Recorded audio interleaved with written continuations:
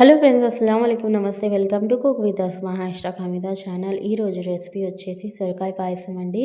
And simple వేలో ఈజీగా క్రీమీగా ఎలా ఇంట్లోనే ప్రిపేర్ చేసుకోవాలో చూసేద్దాం. సేమ్ ఫంక్షన్స్లో పెళ్ళిళ్ళలో పెడతారు కదా, అదే టెక్స్చర్ అయితే వచ్చిందండి. సో తప్పకుండా ట్రై చేయండి. చాలా క్రీమీగా ఉంటుంది, చాలా టేస్టీగా ఉంటుంది. ఎలా ప్రిపేర్ చేసుకోవాలో ప్రిపరేషన్ అయితే చూసేద్దామండి. ఏమేం కావాలో చూసేద్దాం. ఫస్ట్ అయితే ఇలా ఈ విధంగా తురుక్కొని అయితే తీసుకున్నానండి. వైట్ పార్ట్ లేకుండా గ్రీన్ పార్ట్ వరకు అయితే ఇలా ఫుల్ ఒక సొరకాయ పెద్ద సైజ్ అయితే తురుక్కొని తీసేసుకున్నాను, గ్రేట్ చేసుకొని.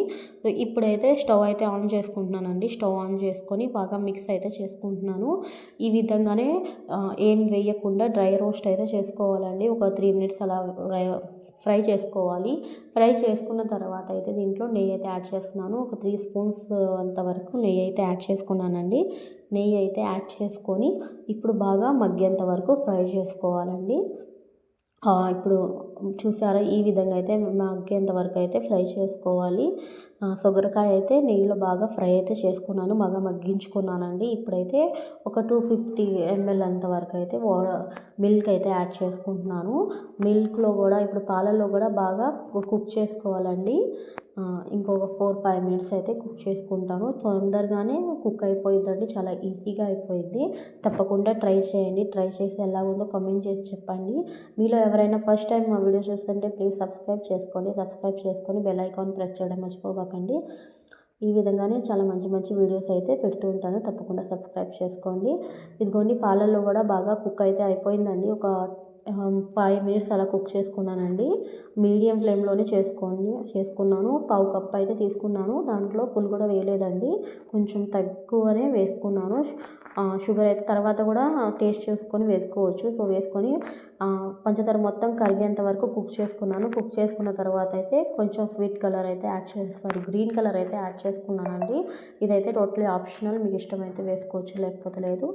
కలర్ బాగోలేదని వేసుకున్నాను నేనైతే. సో ఇప్పుడైతే కోవా వేసుకున్నానండి. కొంచెం అయితే కోవా వేసుకున్నాను. ఒక 3 స్పూన్స్ అంత కోవా అయితే యాడ్ చేసుకున్నాను.